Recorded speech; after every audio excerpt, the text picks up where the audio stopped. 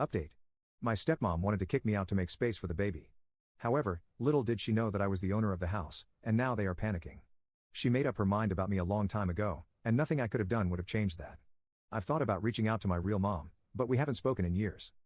She left when I was little and has never shown much interest in being part of my life. I don't even know if she'd answer if I called. As for other family, my grandparents passed away a year ago, and I don't really know my aunts and uncles. They live in different states, and we've never been close. I can't imagine any of them would be willing to take me in. The worst part is feeling so alone. I can't talk to my dad about this because he's made it clear whose side he's on. My friends try to be supportive, but none of them really understand what I'm going through. They all think it's cool that I'm moving out like it's some big adventure. They don't get that I'm being forced out with no preparation and nowhere to go. I've thought about posting on social media to see if anyone knows of a cheap room for rent, but I'm embarrassed. I don't want everyone knowing my business or thinking I'm some kind of loser who can't take care of himself. As the hours tick by, I'm getting more and more desperate. I've started looking at ads for roommates, but most of them want someone older or with a full-time job.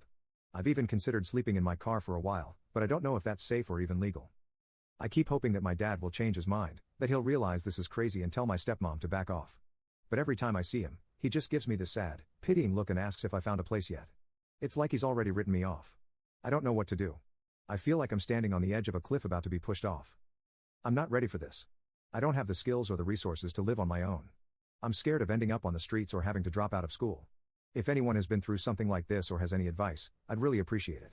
I'm running out of time and options, and I don't know where else to turn. Thanks for reading this far, and sorry for the long post. I guess I just needed to get it all out. Update. Hey, everyone. I can't believe I'm writing this update. So much has happened in the last 24 hours, and my head is still spinning. I want to thank everyone who responded to my original post with advice and support. It really helped me get through a tough night. After I posted, I was still panicking about what to do. That's when I remembered my grandma's sister who's always been like a godmother to me. I hadn't thought of her at first because she lives pretty far away, but I was desperate and decided to give her a call. As soon as I explained the situation, she got really quiet. Then she said, "Don't you worry about a thing, sweetie. You don't need to go anywhere. I'm coming there tomorrow, and we'll sort this all out." I was confused but relieved. I tried to tell her it wasn't necessary for her to come all this way, but she insisted. She told me not to say anything to my dad or stepmom and just act normal until she got here. The next day, my stepmom was getting impatient. She kept asking if I'd found a place yet and making comments about how I needed to be out by the afternoon. I just kept my head down and said I was still looking. Around 2 p.m., the doorbell rang. My stepmom answered it, and I heard my godmother's voice.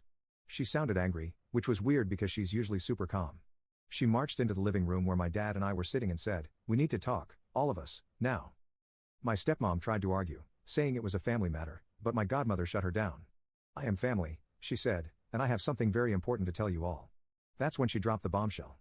She looked right at me and said, "Honey, this house belongs to you. Your grandmother left it to you in her will. You're the legal owner, and no one can make you leave." I couldn't believe what I was hearing. My dad looked shocked, and my stepmom's face turned red. She started sputtering about how that couldn't be true, but my godmother pulled out some papers from her purse. She explained that my grandma had changed her will shortly before she died. Apparently, she knew about my dad's relationship with my stepmom. It had started before they got married, and she didn't trust her. She was worried she might try to take advantage of my dad and me, so she left the house to me as a way of protecting us. My dad was in tears asking why he hadn't been told about this. My godmother explained that it was done quickly and secretly when my grandma was on her deathbed. She said my grandma had made her promise not to say anything unless it became absolutely necessary. And now she said, looking at my stepmom, "It's necessary." My stepmom completely lost it. She started yelling about how it wasn't fair and how we had tricked her.